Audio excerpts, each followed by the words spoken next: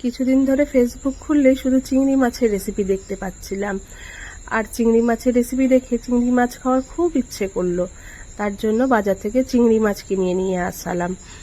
চলুন আমি আজকে যে রেসিপিটা করেছি চিংড়ি মাছের আপনাদের সঙ্গে একটু শেয়ার করি। ভালো লাগলে একটা লাইক কমেন্ট করে দেবেন। তো চিংড়ি মাছটাকে আমি ধুয়ে নিয়েছি আগেই, বাজার থেকে এনেছিল চোকা শুদ্ধায়, তো চোকাটা ছাড়িয়ে ভালো করে ধুয়ে নিয়েছি বেছে। এরপরে আমি একটু সর্ষে, লঙ্কা আর 2 কোয়া রসুন দিয়েছি, আর একটু লবণ দিয়ে দিয়েছি, তাহলে সর্ষেটা বাটলে মানে তেতো ভাবটা লাগে না। তো আমি এটা শিলে বেটে নিয়েছি, আপনারা চাইলে মিক্সার গ্রাইন্ডারও বাটতে পারেন। এইবার আমি মশলাটা তুলে দিয়ে দিলাম চিংড়ি মাছের ওপরে। এরপরে সামান্য পরিমাণে একটু চিনি, তারপরে একটু কালো জিরে আর লবণ তো দেওয়াই আছে, একটু হলুদ আর বেশি করে একটু সর্ষের তেল দিয়ে ভালো করে চিংড়ি মাছটা মেখে নিলাম। এখানে পোস্ত দেওয়া যেত, দই দেওয়া যেত, টক দই, কিন্তু আমার কাছে ছিল না বলে আমি দিইনি। আমি খুব সিম্পলভাবে করার চেষ্টা করলাম। তো এই যে দেখো আমার মাখাটা হয়ে গেল। এবার আমি এইটাকে আধ ঘন্টা রেখে দিব, যাতে মশলার ঝাঁঝগুলো চিংড়ি মাছের মধ্যে ঢুকে যায়। এরপরে ব্যাপারটা হচ্ছে কলা পাতায় রেসিপিটা হবে, তার জন্য কলা পাতাটা পরিষ্কার করে ধুয়ে আগুনে একটু সেঁকে নিলাম। এর ফলে কলা পাতাটা মোড়াতে আমার খুব ভালো হবে, কলা পাতাটা ফেটে যাবে না। তো দেখো চিংড়ি মাছটা আমি ঢেলে মুড়িয়ে সুতো দিয়ে বেঁধে নিয়েছি। এইবার মোড়ানো মানে এটা আমি ভাজা খাবো বলে একটু সর্ষের তেল দিয়ে বেশি করে ভাজা করছি।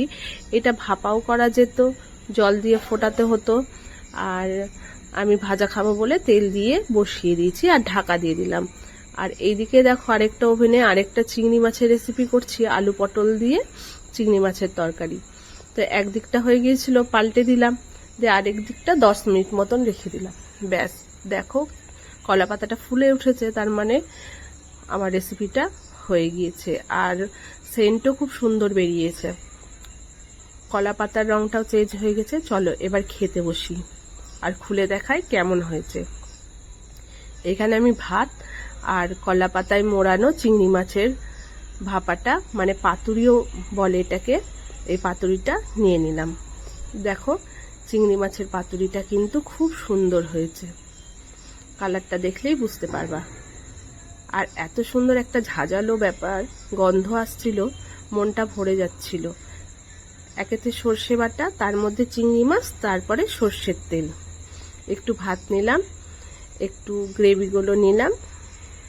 আর এই লঙ্কাটা খেতে তো খুবই স্বাদ, আর যেহেতু মুখে এখন রুচি নাই, একটু ঝাল ঝাল করে খেতে খুব ভালোই লাগে।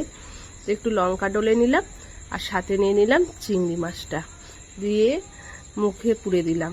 খেতে এত সুন্দর লাগছিল, খুব সুন্দর লাগছিল।